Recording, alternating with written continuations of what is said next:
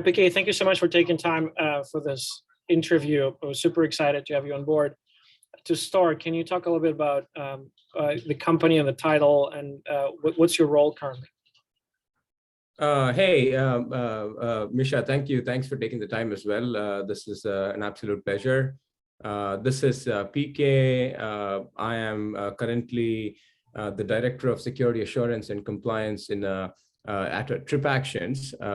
TripActions is an end-to-end business travel and business spend management platform where it's a complete modernized solution for business travel and business expense management. We are a SaaS-first platform with over 5,500 customers.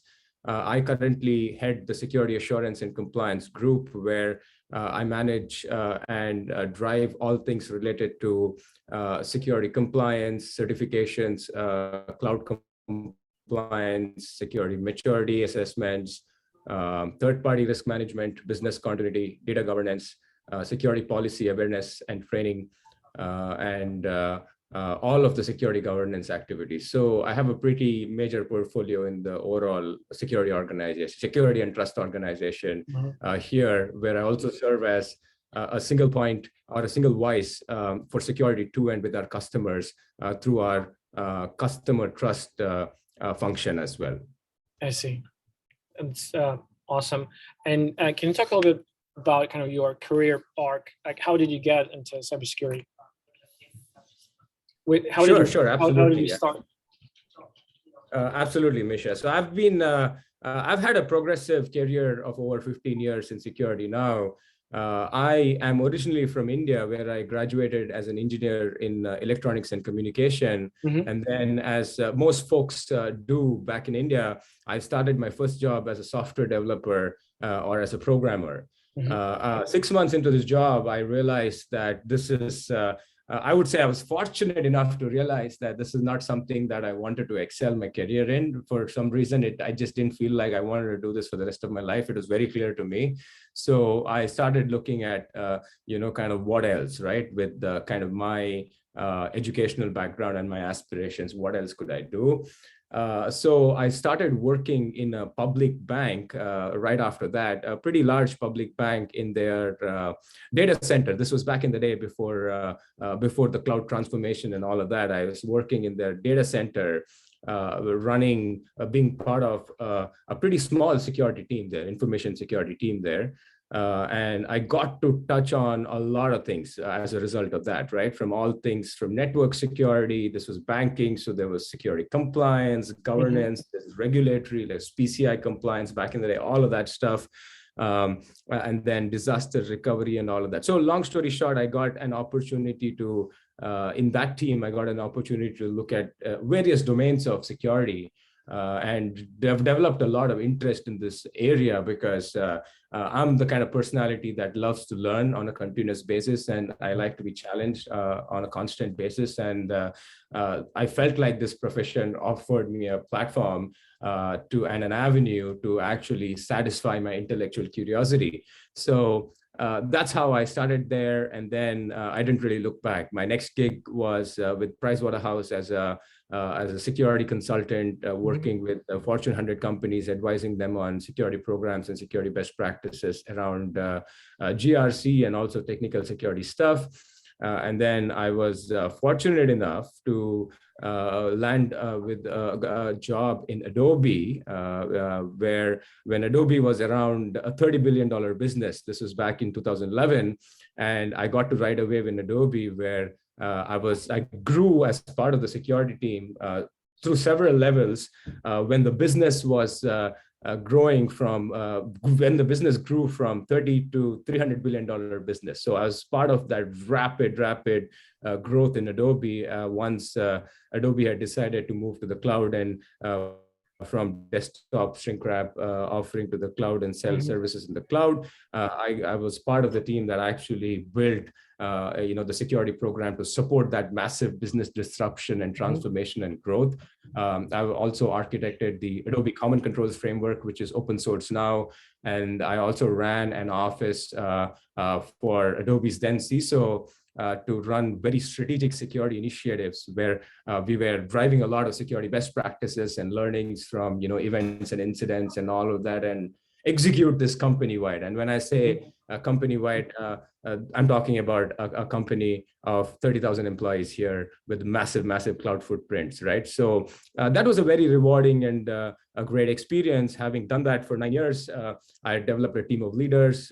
Things were kind of self-sufficient. It was a team of agile leaders and basically with a self-sufficient mindset. And then it was time for me to look for something else.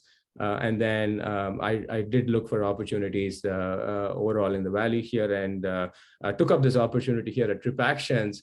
A few reasons I took up this opportunity was the growth trajectory that this company is in, and the key role that security can play here, since it's a B2B platform, and the emphasis that this company puts on overall customer trust, right?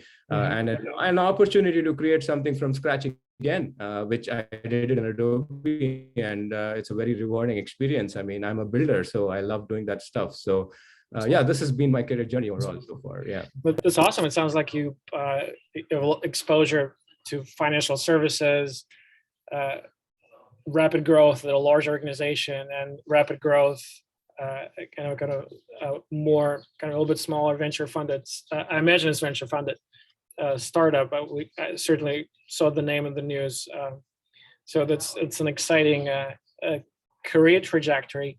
So for someone who's just looking, maybe a junior professional or someone who's looking to make this transition from kind of IT to cybersecurity, someone who may be in college, like, what will be your advice? What would you say? I wish 10 years ago or 15 years ago, I focused more on that or this. What would you say to those folks? Oh, that's a great question. Yeah. Let me start off with something exciting here, right? Cybersecurity industry right now is hotter than ever. Okay, let's start off with that, right? That's an incentive right there, right? There are not enough people. If there is a particular job, if there are 10 jobs, there are just 5 people who can actually fill those positions. Okay, so it's almost a 1:2, 1:3 ratio. Let's start off with that. And the cybersecurity business is just booming. If you look at the startup world, where the kind of funding that's going on right now, the kind of technologies that are getting disrupted, the business is just booming. So it's a great time to be in security. We need more people. We need more people, and we need to fill all these jobs and build more secure, resilient, environments and cultures in both corporate and the public and the private sector.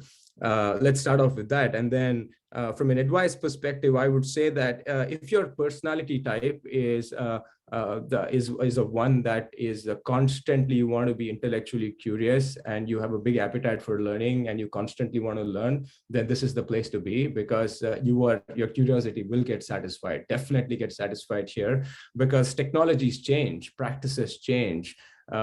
Think about all this big waves of transformations that have happened, right? From initial desktop days to selling products in CDs, to then cloud services. Now we are getting into microservices, containers, containerized packaged applications. If you look at the tech stack, we're getting into multi-cloud and all of that. And then when all of these transformations happen, there is a security wrapper around all of these, and the technologies that change. You constantly got to evolve and learn. So that's what I meant by, if you are intellectually curious and want to learn continuously, this is a great place to be. And from an advice perspective, what I would say is cybersecurity is very diverse. What I mean by that is there are so many domains, right? There are so many domains in security, and each of them are very deep, right? So that's another thing that you would want to decide, right? Do you want to be a kind of a generic practitioner where you eventually want to move into like security leadership roles, then if that's the case, then try to get different, try to dive a little deep into each of these domains, right? Try to get a mixture of these experiences every year or two, rather than going too deep into one domain. But if you are a cybersecurity engineer and you love being an engineer, and if you are, say, an offensive cybersecurity person and you love going deeper and deeper, then focus on that stuff, right? So you got to decide. I think that self-realization is very important, that if you want to climb the leadership path, or if you want to climb the engineering offensive track, right? Based on that, you can decide what you want to do. And lastly, I would say that we are in this COVID and virtual world, but in-person connection, in my opinion, is super, super important. I have a lot of certifications. I have a CISA, CSSP, I'm PCI, I've been a PCI ISA in the past, and I have an ISO lead implementer certification, and I have some risk-oriented certifications as well. But and then I do read a lot as well. But a lot of the key or the most important things that I've learned from my life is from my mentors and from people that I talk and through conversations, right? So identify where you want to go, and based on that, try and get some mentors that can actually guide you. And again, mentorship, in my opinion, is a relationship of mutual benefit, right? There has to be mutual benefit. So think about it in that direction. And then, I think these are some of the advices that I would give. So basically, it's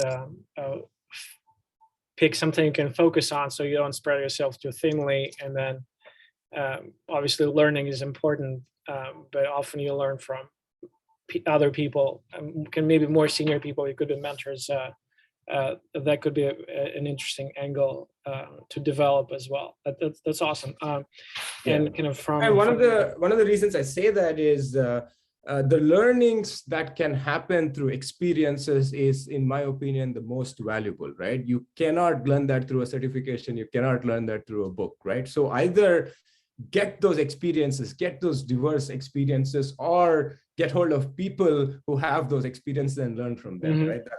Because it's, again, you can learn from your mistakes, but it's better if you learn from someone else's mistakes, right? And also, it's talking to someone with more experience gives you a shortcut instead of trying to figure out on your own and running into 10 different paths that can say, well, those 9 paths don't work. Just go this way. It will just save you time. Both kind of from professional standpoint and from career standpoint as well, I would imagine. I was wondering, I mean, from your vantage point, you see kind of the landscape both on the kind of the professional, on the corporate side, and kind of from the various challenges that are facing the profession. What do you think will be the top 3 challenges in 12 months from now?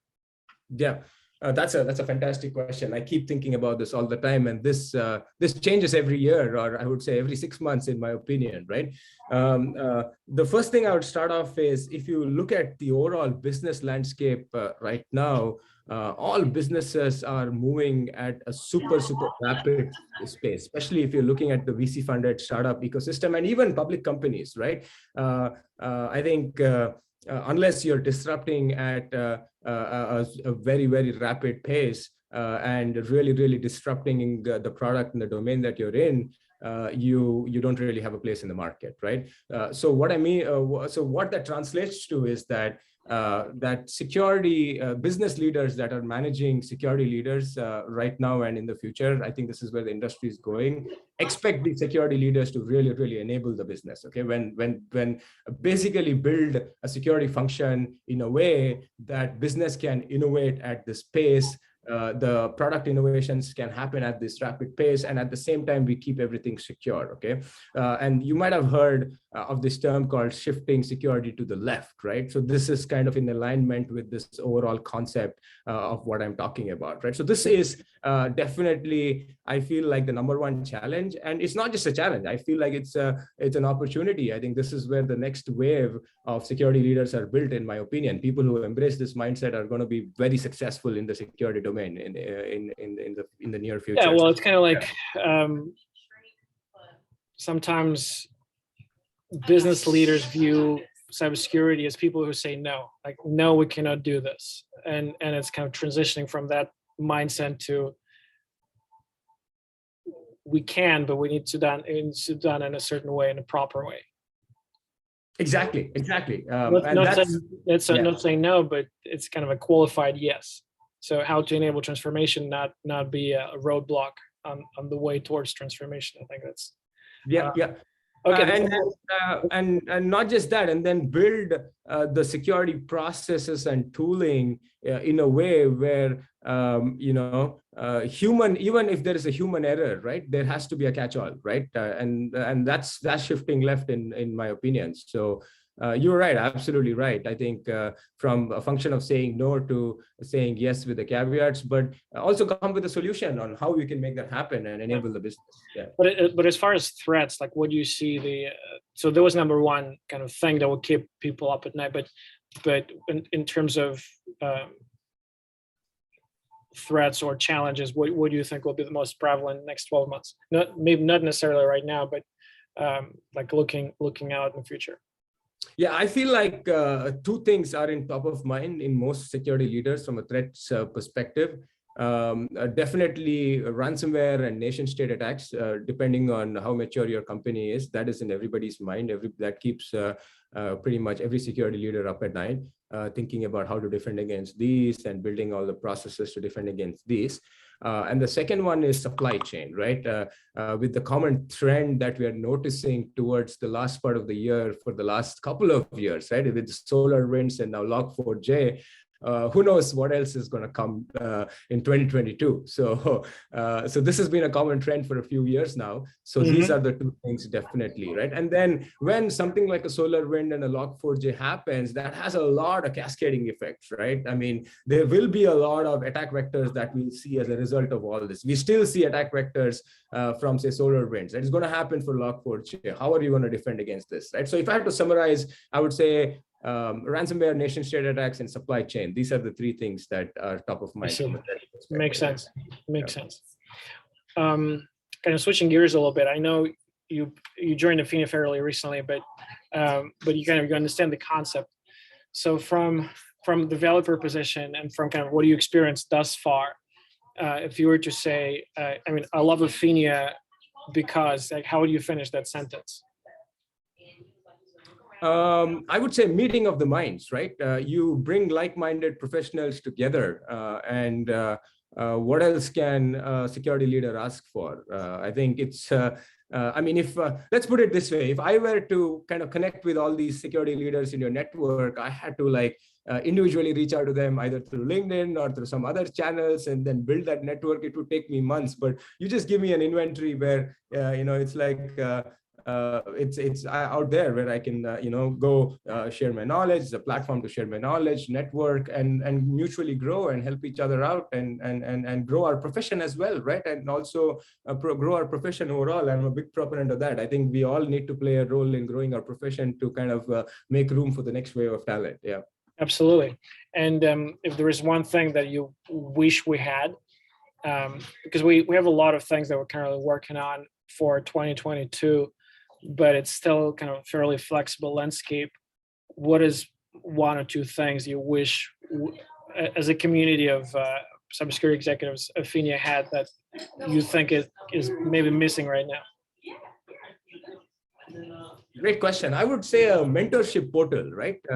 And keep me honest if you have it. Maybe you have it. I don't know, but like a mentorship portal, right? Where if these junior level security folks or people in IT wanting to get into security want to find a mentor and the type of mentor they want based on their aspirations. And it, as I said, it needs to be a mutual relationship, right? It cannot be one way. Mentorship always in my way, in the way I've thought about mentorship is it's a relationship of mutual trust and benefit. So yeah, that would be a great thing to have. Yeah. Interesting.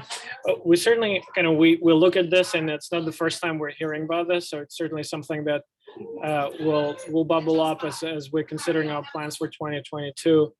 That's awesome. Well, Piki, I know we're coming up on time. I want to thank you so much for taking time for this. This was awesome, and certainly looking forward to kind of your continuous contributions to how we structure the community and how we can make it valuable for all the members. Thank you so much. Thanks, Misha. I appreciate you taking the time as well. This was a lot of fun. Thank you. Absolutely.